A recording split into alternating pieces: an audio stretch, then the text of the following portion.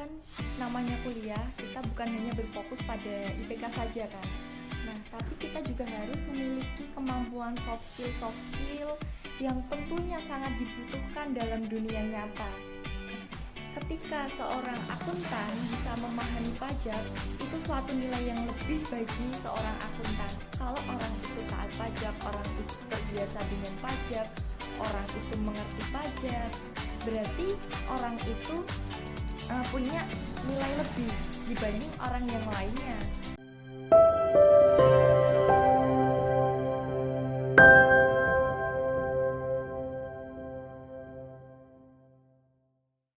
Assalamualaikum warahmatullahi wabarakatuh. Halo Sobat FE, perkenalkan saya Farah Nurul Ka'bah, biasa dipanggil Farah. Di sini saya akan memandu jalannya acara podcast pada hari ini.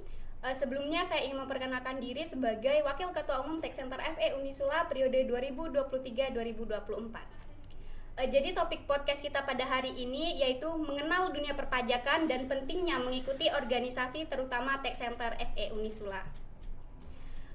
Jadi tujuannya diadakan podcast kita terutama dari Fakultas Ekonomi ini yaitu yang pertama ada untuk mengedukasi. Jadi di sini kita akan memberikan pemahaman lebih kepada mahasiswa, terutama mahasiswa baru akan pentingnya berorganisasi dan pentingnya mengenal dunia perpajakan. Yang kedua ada meningkatkan kesadaran akan pentingnya pengalaman dan pengetahuan yang seimbang antara organisasi dan pengetahuan. Dan yang ketiga ada meningkatkan ketertarikan mahasiswa baru untuk mengenal dunia perpajakan. Oke, langsung saja kita memasuki selanjutnya. Di sini kita sudah bersama narasumber hebat kita. Beliau juga merupakan alumni Tech Center FE Unisula periode 2020-2021 dan periode 2021-2022. Boleh perkenalkan diri, Mbak? Perkenalkan, saya Fatihatur Rohmah, biasa dipanggil Fatika. Dulu saya 2 periode di Tech Center. Di periode pertama saya sebagai sekretaris divisi riset dan publikasi, kemudian di periode kedua saya sebagai kepala divisi sosial dan pelayanan. Oke, jadi untuk kesibukannya sendiri nih, Mbak Fatihah sekarang lagi fokus ngapain aja ya? Bisa tentang pekerjaan ataupun hal lainnya? Kalau untuk kesibukan saat ini, saya bekerja sebagai akuntan dan juga SDM di PT Setia Amanah Umat miliknya Sultan Agung sendiri, kemudian juga jadi asisten dari dosen di ekonomi juga. Kemudian saya juga masih research juga, ada penelitian. Itu kesibukan untuk saat ini. Oh, jadi Mbak Fatihah berarti sedang sibuk sekali ya Mbak. Berarti menyempatkan untuk podcast hari ini juga sudah suatu keberuntungan bagi kita. Mbaknya sudah ingin memberi pengetahuan dan pengalaman yang sudah dialami. Oke, jadi sekarang Mbak Fatihah bekerja di PT Setia Amanah Umat di bawah naungan Sultan Agung. Iya. Oke, jadi dunia pekerjaan dan kesibukan sudah kita bahas. Selanjutnya ada flashback ke perkuliahan saat berada di Fakultas Ekonomi. Jadi selama kuliah bagaimana nih kayak pengetahuan sama pengalaman Mbak yang didapatkan selama join Tech Center atau join organisasi lain selama di Fakultas Ekonomi? Iya, jadi dulunya saya seorang siswa dari SMA, kemudian saya masuk sebagai mahasiswa di Fakultas Ekonomi Unisula ini. Nah, kemudian saya waktu itu berpikir gimana saya bisa mendapatkan ilmu pengetahuan, kemudian saya juga bisa upgrade diri. Nah, kan namanya kuliah, kita bukan hanya berfokus pada IPK saja kan. Nah, tapi kita juga harus memiliki kemampuan soft skill yang tentunya sangat dibutuhkan dalam dunia nyata. Saat itu saya bisa tergerak ikut masuk Tech Center itu karena saya melihat beberapa loker itu memang dibutuhkan, syarat khususnya itu adalah memahami perpajakan. Nah, sebagai seorang ekonom, tentunya dunia perpajakan itu harusnya kita itu bisa masuk. Saya sendiri di bidang akuntansi. Nah, di akuntansi itu kan sudah membahas ekonomi, keuangan. Nah, ketika seorang akuntan bisa memahami pajak, itu suatu nilai yang lebih bagi seorang akuntan. Karena seorang akuntan itu sendiri jarang sekali yang memahami pajak. Tapi kalau seorang pajak itu kebanyakan itu sudah bisa memahami akuntansi gitu. Selain itu perpajakan itu kan saya lihat itu luas sekali, luas, apa-apa dipajekin, apa-apa pajak, objek pajaknya itu luas banget. Kayak semakin kesini isu pajak, terus regulasi-regulasi dari berita-berita yang sekarang, peraturan pemerintahan itu lagi mengangkat-angkatnya isu pajak. Jadi ketika saya masuk di dunia pajak itu, pikir saya akan luas bagi saya untuk mencari pekerjaan. Karena apa? Karena pajak sendiri memiliki nilai jual yang tinggi di pasaran sana. Itu yang membuat saya masuk ke organisasi pajak.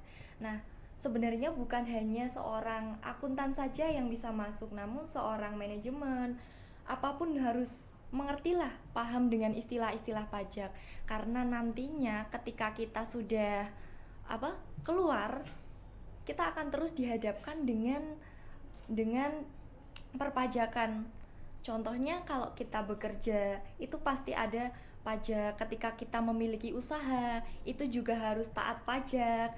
Nah, jangan sampai karena kita tidak paham dengan pajak, jangan sampai ketika kita nanti usaha terus selesai hanya karena kita tidak taat dengan pajak. Terus sebagai seorang manajemen itu ketika dia memahami pajak berarti dia punya perhatian lebih terhadap perusahaan. Oh, apakah perusahaan ini sudah memenuhi peraturan perpajakan gitu loh. Jangan sampai ada beberapa peraturan yang melanggar karena ketidaktahuan akan pengetahuan pajak, jadi kena sanksi pajak gitu kan. Sekarang apa-apa pajak, ya kan? Iya, jadi kalau kita misal nih beli makanan di restoran aja ada pajaknya ya, Mbak, ada Iya. PPN-nya.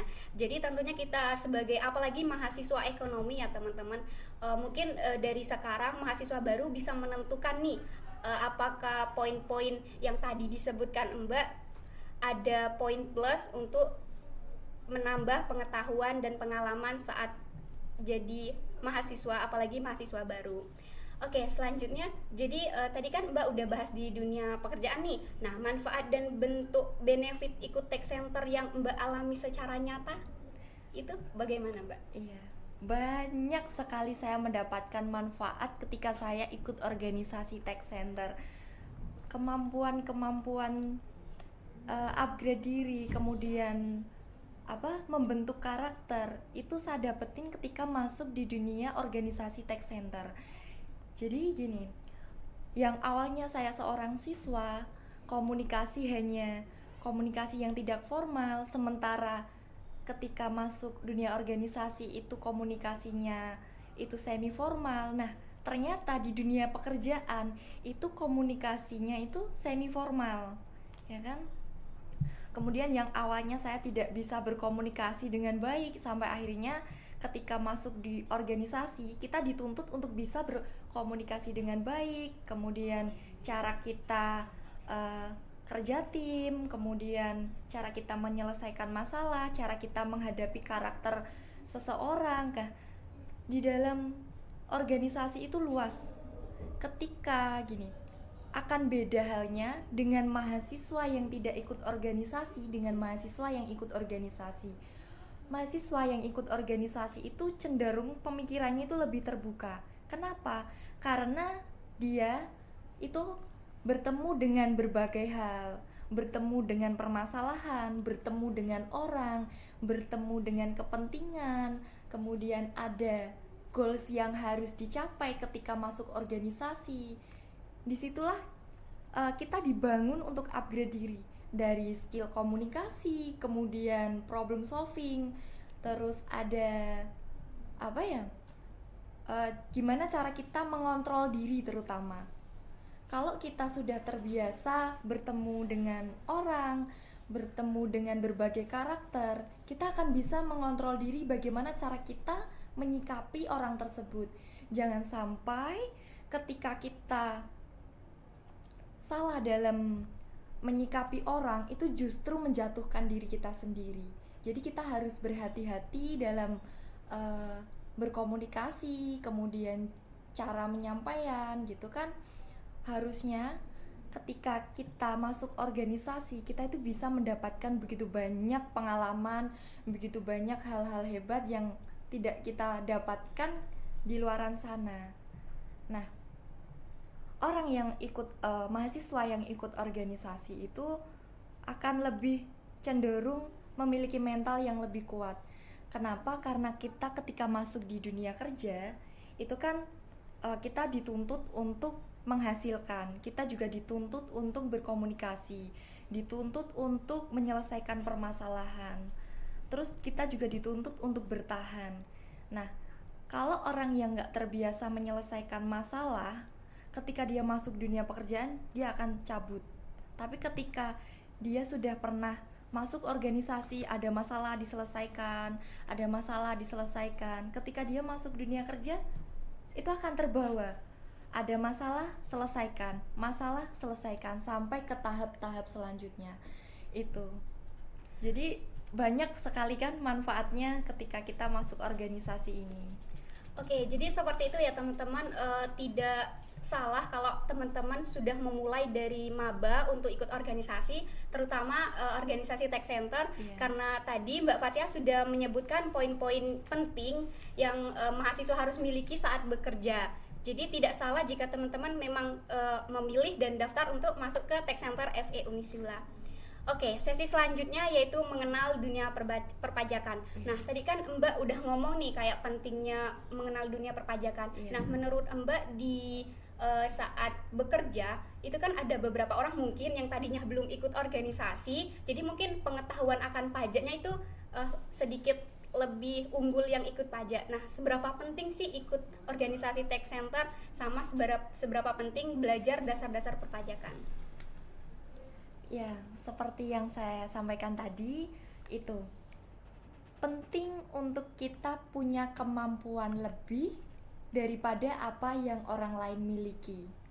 Kita di sini sebagai seorang ekonom, ketika kita peduli dengan perpajakan, di mana kita hidup di Indonesia, di mana Indonesia itu apa-apa dipajakin. Jadi kita akan tahu batas-batas kita sebagai warga negara, apa kewajiban kita, apa yang harus kita lakukan gitu. Jangan sampai kita melanggar peraturan-peraturan yang nantinya justru merugikan dan menjatuhkan diri kita sendiri.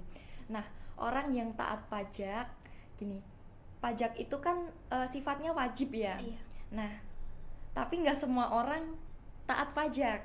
Nah, kesadaran diri itu kan termasuk dari karakter kepribadian gitu kan. Kalau orang itu taat pajak, orang itu terbiasa dengan pajak, orang itu mengerti pajak, berarti orang itu punya nilai lebih dibanding orang yang lainnya. Kemudian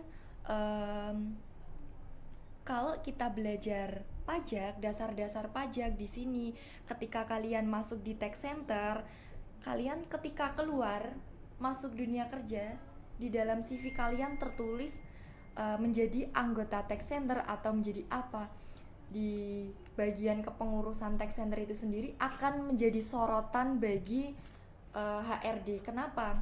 Karena pajak itu sendiri adalah bagian yang kayak istilahnya itu nilai lebih dari apa yang kita miliki sekarang gitu kan. Contohnya apa-apa itu sekarang pajak gitu ya. Jadi kayak pekerjaan sebagai seorang akuntan, terus pengusaha, terus kemudian konsultan, keuangan, apapun kan berhubungan dengan pajak. Kalau kita dari awal itu sudah tidak asing dengan istilah-istilah pajak, nah kemudian ketika kita keluar, kita juga nggak akan asing dengan istilah pajak. Begitu kita masuk dunia kerja, istilah pajak nggak akan asing di telinga kita. Terus meskipun kita nggak sepaham itu di waktu di belajar pajak, tapi ketika kita sudah memiliki background pajak, kita nggak asing dengan pembelajaran pajak, ya sudah, kita tinggal melanjutkan saja ke depannya.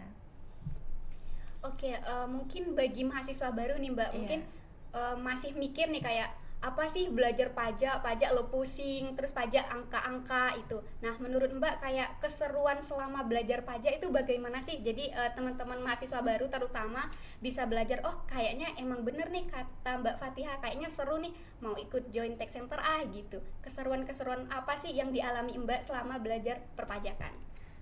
Gini, awalnya saya juga dulu juga mikir, aduh pajak ngitung lagi, terus gimana ya peraturan gini harus nyesuaiin ini. Ternyata tidak. Di pajak itu luas. Kita bukan hanya belajar tentang angka, tapi kita juga belajar tentang isu-isu yang sedang diangkat tuh apa. Kita diskusi, kita bekerja sama dengan pihak lain. Kemudian kita juga diajari langsung dari pihak penyuluh pajak juga kan. Nah, itu juga sebagai apa ya? Sebagai manfaat buat kita ketika kita mendapatkan ilmu dari langsung dari penyuluh pajaknya itu akan membuat kita lebih, oh pajak itu seperti ini. Jadi kita diajari langsung oleh DJP ya. Iya, betul. Nah, kita juga akan memiliki peluang untuk bisa masuk ke perpajakan, bidang-bidang perpajakan ketika kalian ingin masuk ke bea cukai, ketika kalian mau kerja di KPP atau sebagai pajak konsultan pajak, karena memang konsultan pajak sekarang itu juga lagi naik gitu. Karena ya itu nggak semua orang paham pajak.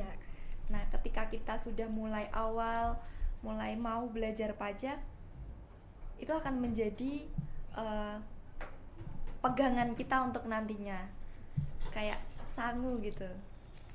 Jadi tadi udah dijelasin sama Mbak Fatihah bahwa pajak itu sangat penting di dunia kerja. Iya. Jadi sebelum masuk ke dunia kerja teman-teman, di matkul kita juga ada perpajakan. Nah tentunya kan juga setiap matkul itu ada kayak pembagian ini untuk semester berapa, ini untuk semester berapa.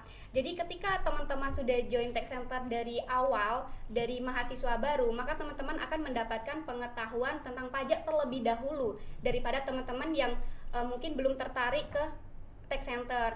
Jadi di tax center itu sendiri kita mengadakan pendidikan pelatihan. Jadi setiap anggota itu bakal dilatih ya Mbak. Jadi kita anak tax center akan lebih tahu pengetahuan terlebih dahulu dibanding anak-anak lain yang mungkin belum tertarik ke tax center. Jadi seperti itu. Untuk benefitnya sendiri itu berarti tidak hanya di lingkungan kerja saja, bahkan saat kuliah pun kita sudah mencuri start terlebih dahulu dibanding teman-teman yang lainnya.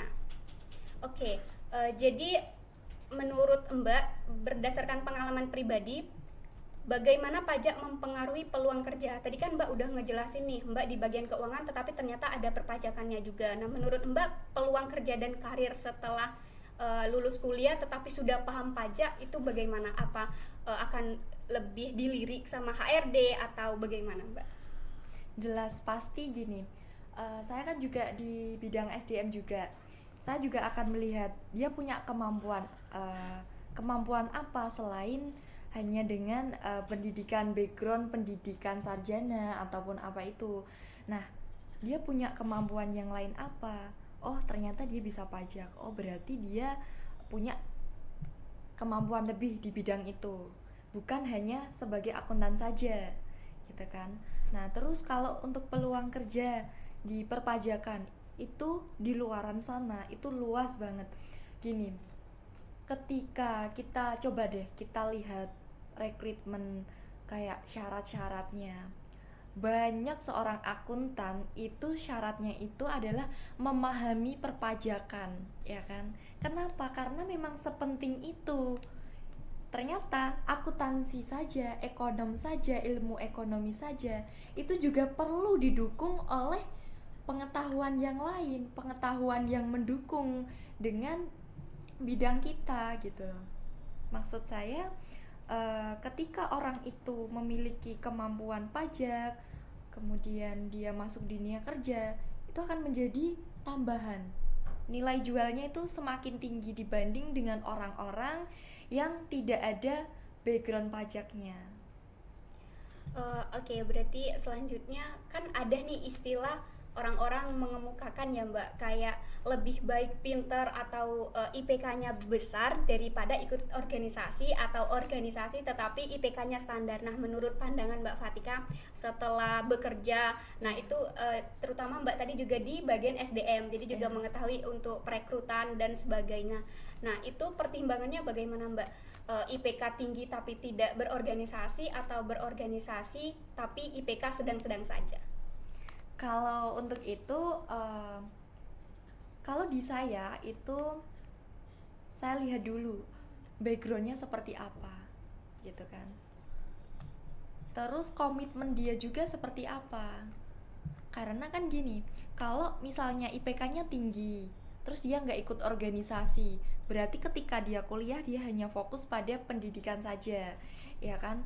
Nah, berarti ketika dia masuk kerja, dia akan bisa mengerjakan pekerjaan dengan baik, namun untuk soft skillnya itu pasti kurang. Kita perlu mengajari soft skillnya lagi, kemampuan komunikasi, menyelesaikan masalah, kerja tim, cara menghadapi pimpinan, rekan, dan juga kerjasama itu seperti apa, kita perlu mengajari lagi. Tapi beda halnya ketika dia sudah memiliki background organisasi. Oh, berarti anak ini sudah bisa diajak kerjasama. Anak ini sudah bisa dibawa untuk melangkah lebih cepat. Anak ini sudah bisa diajak diskusi ke tahap yang lebih baik gitu, yang untuk jenjang karirnya itu, oh anak ini berarti ada tujuan, ada goalsnya kalau dia mengikuti organisasi. Nah, kalau disuruh memilih IPK tinggi tapi tidak berorganisasi, atau IPK-nya sedang-sedang saja tapi organisasinya baik gitu kan, tentu gini, dilihat dulu sedang-sedang sajanya itu IPK-nya berapa dulu dan organisasinya itu berapa dulu. Jangan-jangan ketika dia organisasi dia hanya ikut saja tapi tidak berkomitmen, ya kan?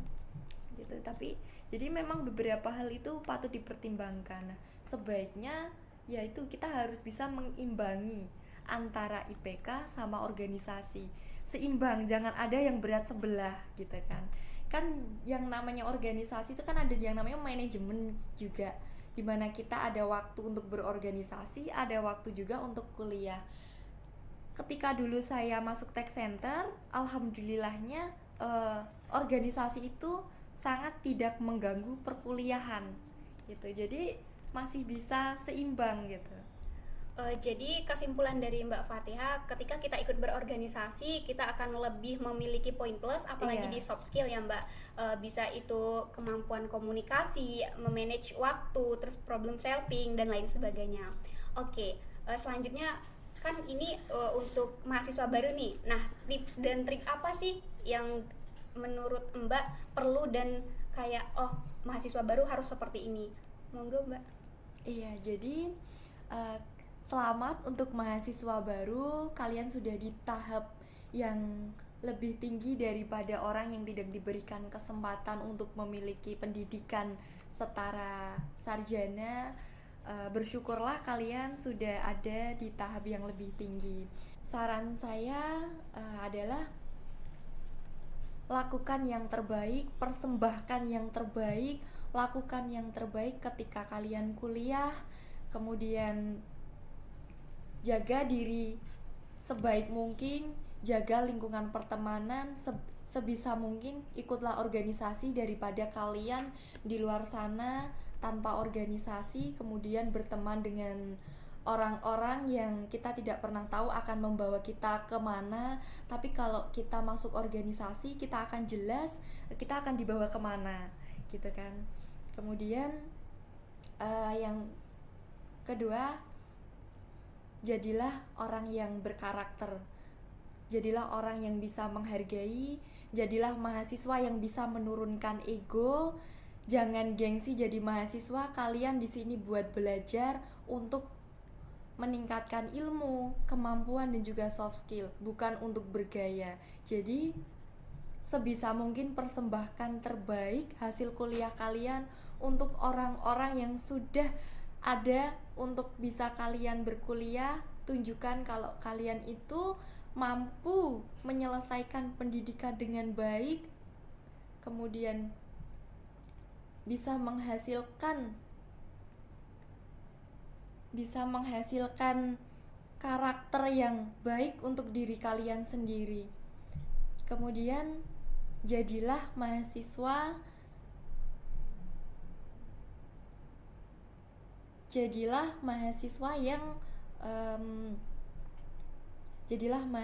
yang berguna untuk diri kalian, untuk masyarakat, untuk teman, dan berjuanglah sebaik mungkin. Kita sekarang ada di generasi yang realistis ya. Generasi yang sekarang itu generasi yang realistis, pemikirannya jauh lebih maju dari yang sebelum-sebelumnya. Jadi kita harus bisa membedakan, kemudian kita juga harus bisa bertahan di setiap permasalahan. Jadilah mahasiswa yang kuat, selesaikan pendidikan sebaik mungkin, jangan berhenti. Sudah, mungkin itu. Oke, sebenarnya aku mau masih ngobrol lebih lama Iya. lagi nih Mbak, tetapi karena keterbatasan waktu mungkin kita cukupkan sampai di sini. Terima kasih atas waktunya. Dari teman-teman mungkin bisa mengambil poin atau pelajaran dari pengalaman Mbak Fathia yang sangat hebat ini.